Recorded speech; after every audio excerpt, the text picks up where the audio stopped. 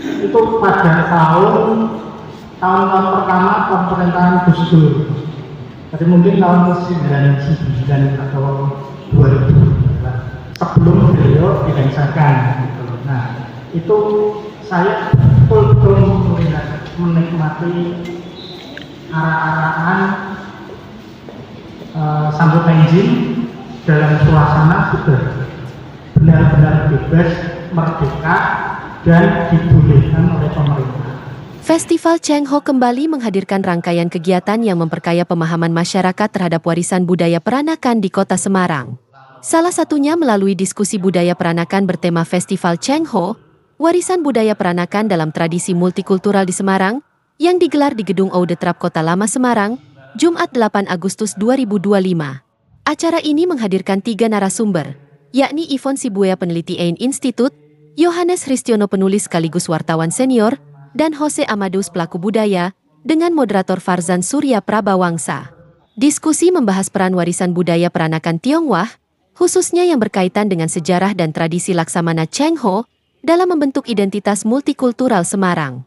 Penulis sekaligus wartawan senior Yohanes Hristiono menekankan bahwa keakuratan sejarah kebudayaan peranakan tidak dapat bergantung pada satu sumber saja. Menurutnya, pendalaman dari berbagai sumber sangat penting agar data yang dihimpun dapat mendekati kebenaran.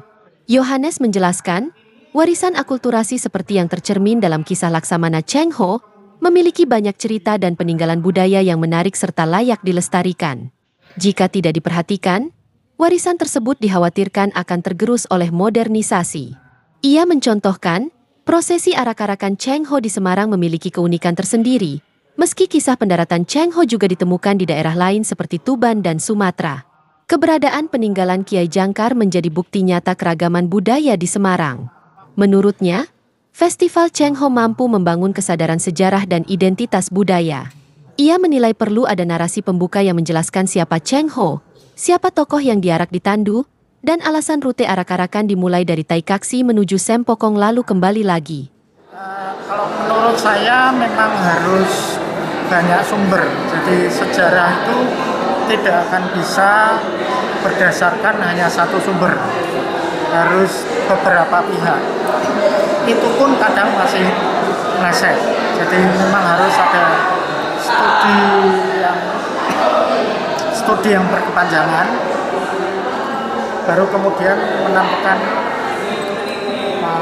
materi yang benar.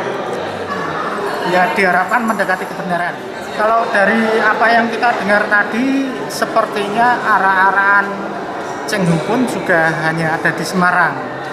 Padahal ceritanya kan di Tuban juga ada, di Sumatera juga ada yang cerita soal pendaratan, tetapi tradisi yang sangat kuat di Semarang. Apalagi ada peninggalan-peninggalan Kiai Jangkar, sekalipun sangat mungkin Cheng Ho-nya sendiri tidak sampai di sini, tapi mungkin pada masa itu kan anak buahnya ya, pelaut-pelautnya itu yang mungkin sampai di Semarang. Dan peninggalan seperti Kiai Jangkar dan sebagainya itu kan membuktikan beragam budaya, dan juga jangan dianggap bahwa Cheng Ho itu pengikut.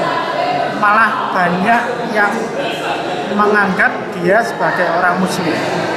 Itu yang menarik di situ. Rasanya ini memperkuat eksistensi dari tokoh Cheng Ho itu sendiri ya. Jadi dari arah-arahan orang diharapkan akan tertarik untuk mengetahui siapa Cheng Ho. Makanya tadi saya sampaikan mestinya ada narasi di awal siapa Cheng Ho, yang diangkut di Tandu itu apa, dan tradisinya kenapa dari Taikaksi dibawa ke Sempokong kemudian balik lagi. Nah ini kenapa di Sempokong? Itu kalau saya tanya, itu mempertemukan dari replika itu ke patung aslinya yang di Sempokong, terus balik lagi.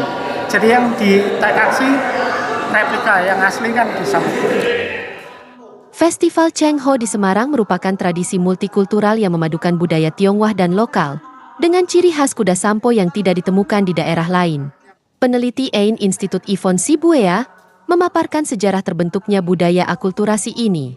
Sejak abad ke-19, prosesi arak-arakan Cheng Ho telah diwarnai tarian naga, barongsai, dan kesenian lokal.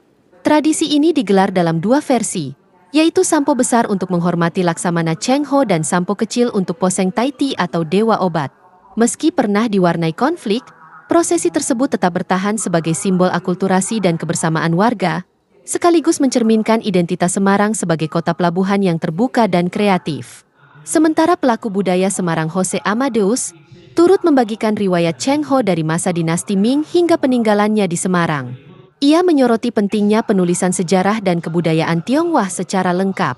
Menurutnya, rangkaian catatan yang diwariskan secara turun-temurun berisiko hilang jika tidak diarsipkan dengan baik.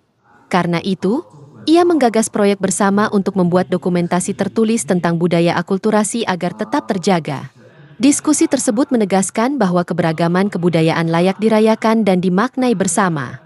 Festival Cheng Ho pun menjadi wujud perayaan lintas komunitas, khususnya saudara-saudara Tionghoa, sebagai bagian dari identitas budaya kota Semarang.